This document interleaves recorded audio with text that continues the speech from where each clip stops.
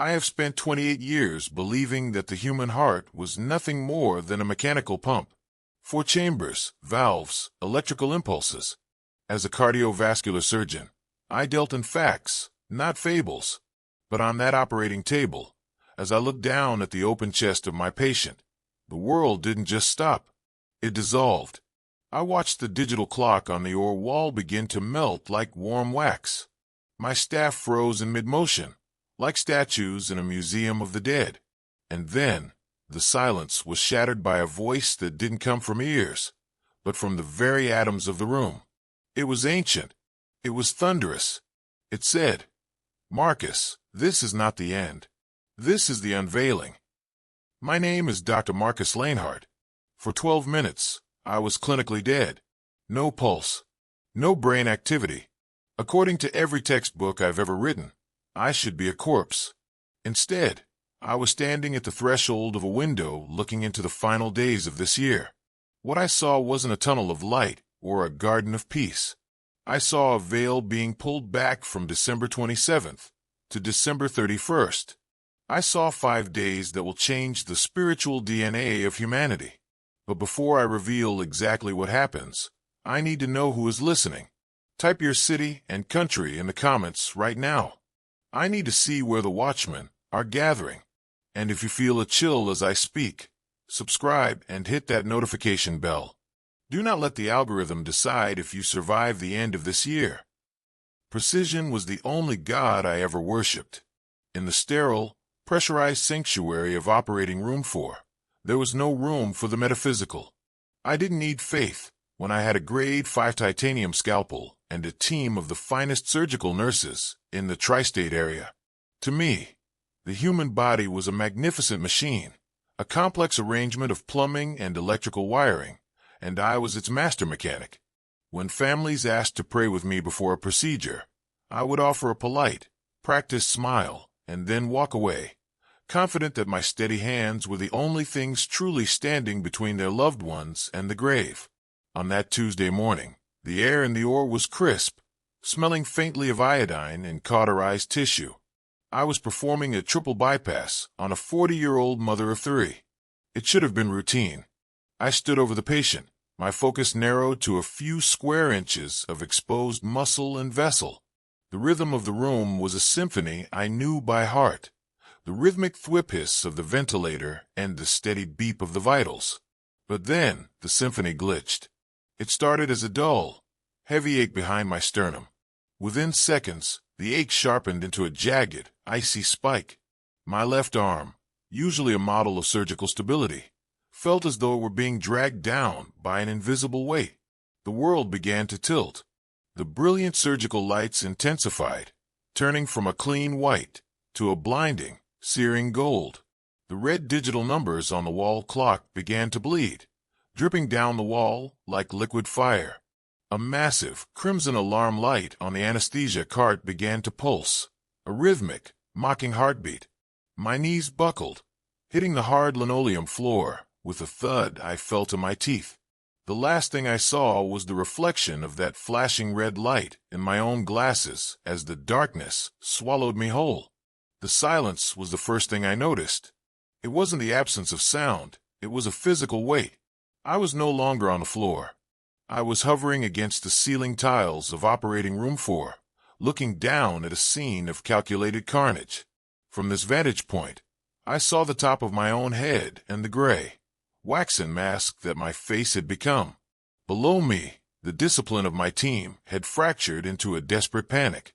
Sarah, my lead nurse, was perched atop my chest, her shoulders locked as she delivered rhythmic, bone-cracking compressions. Charged to 200. Clear. My body jolted, a piece of meat reacting to an external current, but I felt nothing. I was a spectator to my own extinction. Then, the room began to stretch. The walls of the OR pulled away at 1,000 miles per hour, leaving me suspended in a corridor of absolute, velvet nothingness. This wasn't a tunnel. It was a void so profound it felt like it was erasing my history. There was no air, yet I didn't need to breathe. In that hollow expanse, a sound finally broke through, a vibration that resonated in my marrow rather than my ears. A voice, ancient and textured like the grinding of tectonic plates, called my name. Marcus. The name sounded like a summons. I turned toward the sound, and the void shattered. A hairline fracture of brilliance appeared in the dark, a white-hot light, so intense it would have blinded physical eyes. It tore through the nothingness, expanding until the darkness was incinerated. I wasn't just looking at light. I was looking at the source of all things, and for the first time in my life, I realized that the heart was never just a pump. It was a doorway. The light didn't just surround me, it interrogated me. Standing in the center of that brilliance was a figure whose presence felt like the weight of a mountain. He was radiant, clothed in a white that seemed to burn with its own internal heat, and his eyes were like two dying stars, full of a love that was as terrifying as it was beautiful. I looked down at my hands, the hands that could suture a microscopic artery in the dark. They were shaking. In his presence, the pride I had carried like a shield evaporated. My arrogance had been my true religion, and the operating table had been my altar. Marcus, he said, and the name vibrated through the floor of glass and fire. You used your hands to heal bodies, but you forgot souls. You repaired the vessels, but you let the spirits within them wither into dust. He reached out, and as he did, the brilliance around us shifted. The celestial peace vanished, replaced by a panoramic view of the world below, a world draped in a deceptive, shimmering fog. I saw a calendar, its pages flipping until they stopped at the final week of the year. Look, he commanded. I was shown the nights of December 27th through the 31st. They were tears in the very fabric of reality. I saw a darkness seeping through the glowing screens of phones, through the forced laughter of New Year's parties, and into the very air people breathed. I saw families standing inches apart, but separated by infinite canyons of digital lies. The veil between the seen and the unseen was fraying, and through the gaps, shadows were claiming the hearts of those who thought they were simply celebrating. I fell to my knees, the heat of the vision searing my mind. The vision hit me with the force of a physical blow.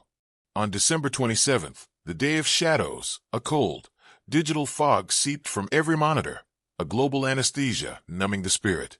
By the 28th, the day of the mirror, humanity knelt before artificial intelligences that promised transcendence without repentance. On the 29th, the day of splitting tongues, words became serrated blades, and families tore each other apart over personal truths. I wanted to look away, but the Lord's hand held my gaze steady.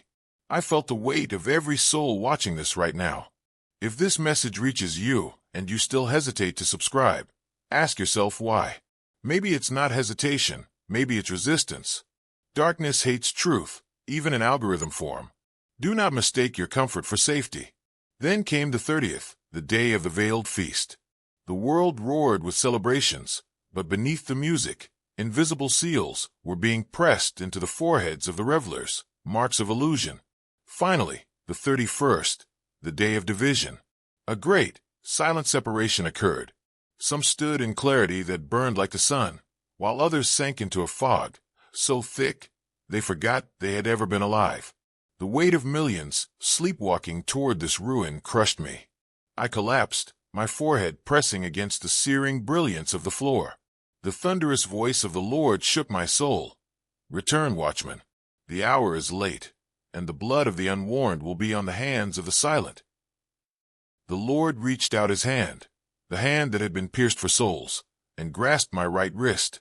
My hand was forced open. I watched as he pressed his thumb into the center of my palm. In an instant, the cold attachment of my former life was incinerated. It was a molten gold fire that surged through my skin and into my very consciousness. This was the branding of a messenger. I didn't scream with my throat. I screamed with my soul. The light pierced me, flooding the hollow places where my pride had lived. I was no longer my own. Then the brilliance vanished. The transition was violent, a cosmic whiplash. My chest suddenly caved inward with a sickening, wet crunch as the defibrillator slammed into my ribs. I felt the cold, jagged air of the operating room rush into my lungs like broken glass. My eyes snapped open to the flickering, blood-red emergency strobes of OR4. I gasped, a raw sound that rattled in my throat. Every nerve ending was screaming.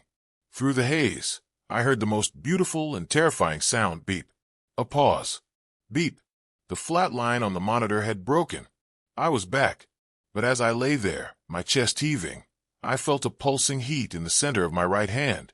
It was a searing reminder that while my heart had restarted, the man I used to be had stayed dead in the light. The operating room was a storm of frantic motion. I reached up, grabbing my head resident's scrub top. "The patient," I rasped. "The woman on the table. Tell me she's still here." David hesitated, looking in shock at my vitals. "Tell me." I roared. I pushed myself up and forced my gaze toward the table. The woman, whose scans had shown an inoperable, aggressive tumor, was awake. She was sitting up, laughing with a clear, melodic sound. The monitors told a story science could not explain. Her heart rhythm was perfect. The surgical site was clean. The senior nurse held up an ultrasound probe, her hands trembling. The screen showed nothing but healthy tissue. The tumor had simply vanished. "It's impossible," David whispered. "The pathology, this is a medical anomaly." I didn't answer with logic. I sank back against the anesthesia cart, and, for the first time in 30 years, I began to weep. "It isn't an anomaly, David," I whispered. "It's mercy, and it's a warning." As the medical team swarmed around us, I felt the electric throb in my right palm. The miracle was only the beginning. I had been healed to become a herald. I returned to operating room 4 at midnight. I stood in the center of the floor and looked into the lens of the camera. The overhead surgical lights flickered, a stuttering pulse that mirrored the heartbeat I had nearly lost. "My colleagues think I'm suffering from post-traumatic stress," I said, my voice steady. "They call the mark on my hand a chemical burn, but I know that science has no answer for the 5 nights that are about to descend upon us. The countdown begins on December 27th. Do not look for a physical invasion. Look at your screens. The veil is tearing, and what is coming through is not here to save you. It is here to claim you. I was sent back to be your watchman, to tell you that the celebration you are planning is the very mask the darkness will use to move among you. You can ignore me. You can scroll away and pretend this was just a story told by a broken man. But remember, silence won't save you when the clock strikes the first hour of December 27th. Subscribe now, not for me, but to stay connected when the lights go out. Those who refuse, tell us why below. Tell us why you'd rather sleep through the warning.